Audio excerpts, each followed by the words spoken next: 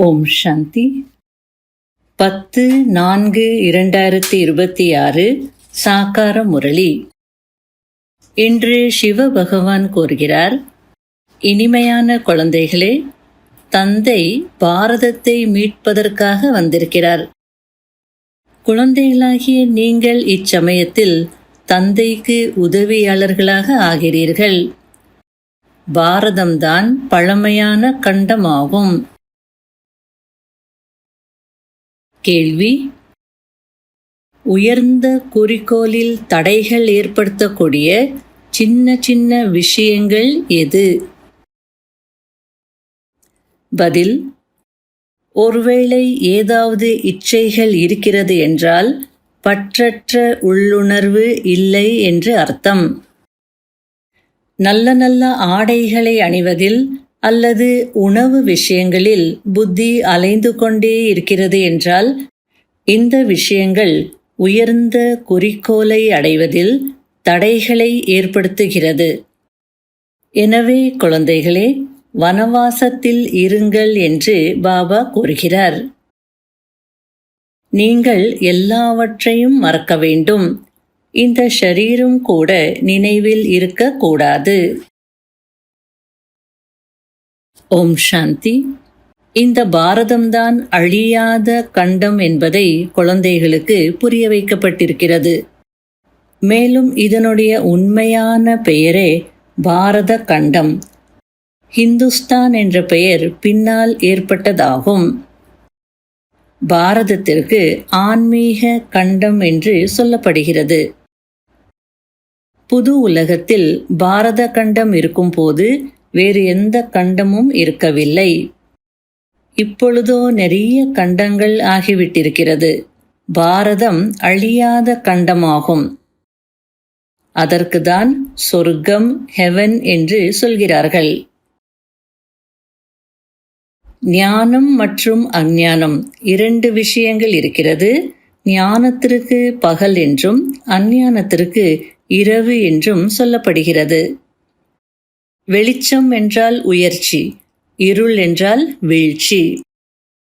இதற்கு பிரம்மாவின் பகல், பிரம்மாவின் இரவு என்று சொல்லப்படுகிறது. இது புதிய உலகத்திற்கான புதிய ஞானம். ஹெவனுக்காக ஹெவன்லி காட் ஃபாதரின் ஞானம் தேவை. அதாவது சொர்க்கத்திற்கு சொர்க்கத்தை படைக்கக்கூடிய தந்தையினுடைய ஞானம் தேவை அப்படின்றார். வேர்ல்டு காட் ஃபாதர் என்று ஒரே ஒரு நிராகார தந்தைக்கு சொல்லப்படுகிறது. கிரேட் கிரேட் கிராண்ட் ஃபாதர் என்று சிவ் பாபாவிற்கு சொல்ல முடியாது. Prajapita Brahma great great grandfather ஆவார். அவரிடமிருந்து வம்சாவளி வெளிப்படுகிறது. சிவ்பாபா இன்கார்போரியல் காட் ஃபாதர், அதாவது நிராகார ஆத்மாக்களின் நிராகார தந்தை ஆவார். நான் நேரடியாக வந்து குழந்தைகளாகிய உங்களுக்கு புரிய வைக்கிறேன் என்று தந்தை கூறுகிறார். பிறகு இந்த ஞானம் முழுவதும் மறைந்து விடுகிறது. பிறகு தந்தை வரவேண்டி இருக்கிறது. வந்து யதார்த்தமான ஞானத்தை சொல்வார். தந்தையை பற்றிய மகிமையை முதலில் சொல்ல வேண்டும். சிவ்பாபாவின் மகிமைகளின் ஒரு போர்டு இருக்க வேண்டும். அவர் பதித்த பாவனர், ஞானக்கடல், தூய்மையின் கடல், சுகம் சாந்தியின் கடல், செல்வங்களின் கடல், அனைவருக்கும் சத்கதி அளிக்கும் வள்ளல், ஜெகத் பிதா, ஜெகத்தின் ஆசிரியர், ஜெகத் குரு. வந்து சிவ்பாபாவிடம் இருந்து தங்களுடைய சூரிய வம்சம், சந்திர வம்சத்தின் ஆஸ்தி பெறுங்கள் என்று எழுதப்பட்டிருக்க வேண்டும். அப்பொழுது மனிதர்களுக்கு தந்தையை பற்றி தெரிய வரும். நீங்கள் சிவ வம்சத்தினர், அவர் படைப்பவர், இது அவருடைய படைப்பு என்பதை புரிய வைக்க வேண்டும். தந்தை என்ற வார்த்தை மிகவும் இனிமையானது. அதே நேரத்தில் சிவ்பாபா மணவாளனாக கூட இருக்கிறார் அல்லவா? சிவ்பாபாவின் மகிமையே தனிப்பட்டதாகும்.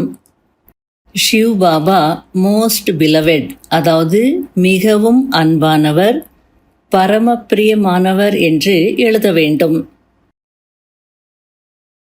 நீங்கள் சிவசக்திகள், அஹிம்சையாளர்கள் என்று பாடப்படுகிறீர்கள். ஆனால் சித்திரங்களில் தேவதைகளுக்கு கூட ஆயுதங்களை கொடுத்து ஹிம்சையாளர்களாக காட்டியிருக்கிறார்கள். உண்மையில் நீங்கள் யோகம் அல்லது நினைவு பலத்தின் மூலம் உலக ராஜ்யத்தை பெறுகிறீர்கள். ஆயுதங்கள் ஆகியவற்றின் விஷயம் எதுவும் இல்லை. இங்கோ தந்தை மன்மனாபவ என்று கூறுகிறார். தந்தையை நினைவு செய்வதினால் கண்டிப்பாக ஆஸ்தி நினைவிற்கு வரும்.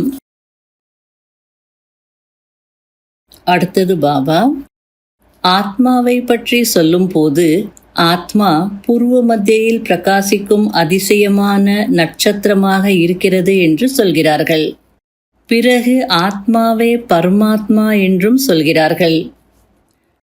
அப்படியென்றால் 1000 சூரியனை விட அதிக பிரகாசமானவராக எப்படி இருக்க முடியும்? ஆத்மாவின் வர்ணனையோ செய்கிறார்கள், ஆனால் எதுவும் புரிந்து கொள்வதில்லை.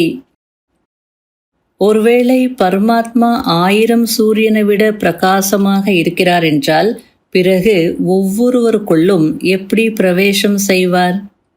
ஒன்றும் அறியாமல் இருக்கிறார்கள். ஒரு கன்னியா புகுந்த வீட்டிற்கு செல்லும் போது பழைய ஆடைகள் அனைத்தையும் விட்டுவிட்டு செல்கிறார். நீங்கள் பழைய உலகத்தையே விட்டுவிடுகிறீர்கள். உங்களுடைய மற்றும் அவர்களுடைய வனவாசத்தில் எவ்வளவு வித்தியாசம் இருக்கிறது! நீங்கள் கூட மிகவும் பற்றற்றவராக இருக்க வேண்டும். தேக அபிமானத்தை துண்டிக்க வேண்டும். உயர்ந்த தரமான சேலை அணிந்தீர்கள் என்றால் உடனே தேக அபிமானம் வந்துவிடும். நான் ஆத்மா என்பது மறந்துவிடும். இச்சமயம் நீங்கள் இருப்பதே வனவாசத்தில். வனவாசம் மற்றும் வானப்பிரஸ்தம் விஷயம் ஒன்றுதான். ஷரீரத்தையே விட வேண்டி இருக்கும் போது சேலையை விடமாட்டீர்களா என்ன? குறைந்த தரமான சேலை கிடைக்கும் போது இதயம் சுருங்கி விடுகிறது. அதாவது மன கஷ்டப்படுது, மனம் சின்னதாயிடும். குறைந்த தரமான ஆடை கிடைத்தது, நல்லதாகிவிட்டது என்று இதிலோ மகிழ்ச்சி அடைய வேண்டும். ஏனென்றால் நல்ல பொருட்கள் என்றால் பாதுகாக்க வேண்டி இருக்கும். இந்த அணிவது, சாப்பிடுவது போன்ற சின்ன சின்ன விஷயங்கள் கூட உயர்ந்த குறிக்கோளை அடைவதில் தடையை ஏற்படுத்தி விடுகிறது. குறிக்கோள் மிகவும் உயர்ந்ததாகும். இவை அனைத்தையும் புரிந்து கொள்வதற்கு எவ்வளவு நல்ல புத்தி வேண்டும்! சேவையில் ஆர்வமுள்ள குழந்தைகள் சேவையில் துள்ளிக்கொண்டே இருப்பார்கள். நல்லது. இனிமையிலும் இனிமையான தேடி கண்டெடுக்கப்பட்ட செல்ல குழந்தைகளுக்கு மாத்பிதா பாப் தாதாவின் அன்பு நினைவுகள் மற்றும் குட் மார்னிங். ஆன்மீக குழந்தைகளுக்கு ஆன்மீக தந்தையின் நமஸ்காரம். கடைபிடிக்க வேண்டிய முக்கியமான சாராம்சம். முதல் பாயிண்ட், புத்தியின் மூலம் எல்லையற்ற சந்நியாசம் செய்ய வேண்டும். இப்பொழுது இது வீடு திரும்புவதற்கான நேரம். எனவே பழைய உலகம் மற்றும் பழைய சரீரத்தின் மீது பற்று இல்லாதவர்களாக இருக்க வேண்டும். அதாவது பற்றற்றவர்களாக இருக்க வேண்டும். இரண்டாவது பாயிண்ட், நாடகத்தின் ஒவ்வொரு காட்சியையும் பார்த்து கொண்டே சதா மகிழ்ச்சியாக இருக்க வேண்டும். வரதானம், பாப் தாதாவை தன்னுடைய துணைவர் என்று உணர்ந்து டபுள் ஃபோர்ஸுடன் காரியங்கள் செய்யக்கூடிய சகஜ யோகி ஆகுங்கள்.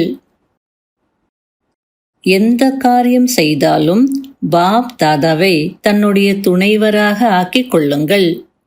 அப்பொழுது அந்த காரியம் டபுள் ஃபோர்ஸுடன் நடக்கும்.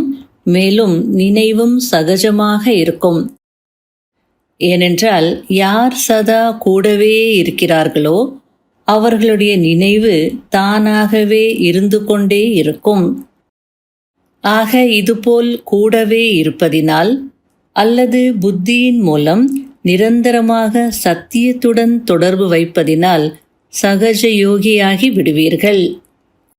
மேலும் சக்திசாலியான தொடர்பின் காரணத்தினால் ஒவ்வொரு காரியத்திலும் உங்களுக்கு டபுள் ஃபோர்ஸ் கிடைக்கும். அதன் மூலம் ஒவ்வொரு காரியத்திலும் வெற்றியின் அனுபவம் ஏற்படும். ஸ்லோகன்: மாயாவின் பிரபாவத்தில் வசம் ஆகாமல் இருப்பவர்கள்தான் மகாரதிகள். அவ்யக்த சமிகை: இனிமை தன்மைதான் பிராமண வாழ்க்கையின் மகான் தன்மையாகும். எங்கு இனிமை தன்மை இருக்கிறதோ அங்கு தூய்மை இருக்கும். தூய்மை இல்லாமல் இனிமை வர முடியாது. எந்த அளவிற்கு புத்தியில் போதை இருக்கிறதோ அந்த அளவிற்கு கர்மத்தில் பணிவு மற்றும் வார்த்தைகளில் இனிமை இருக்கும்.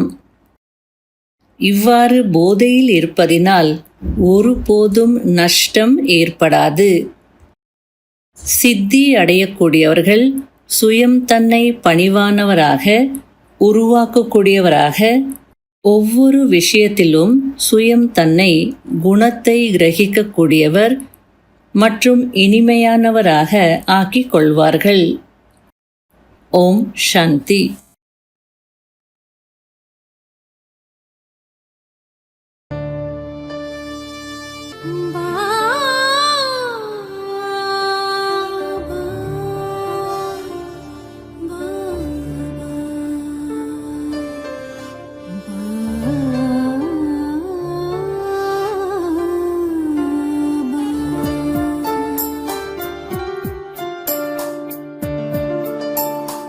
மனது என்று முன்னோடு இசைந்தாடவே, ஆத்மாவின் ஜோதி எங்கும் ஒளி வீசிடவே, மனதின் ஆசைதுதான், மனதின் ஆசைதுதான், உன் மடி மீதில் வாழ வேண்டும் சுகமாகவே.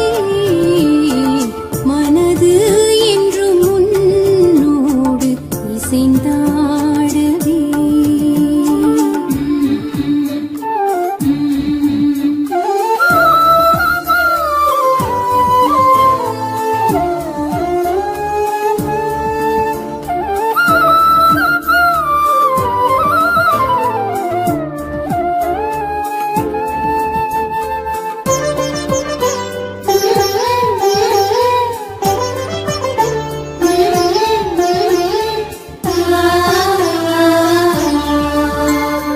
மனதில் ஒரு போதும் கூடாது பழிவா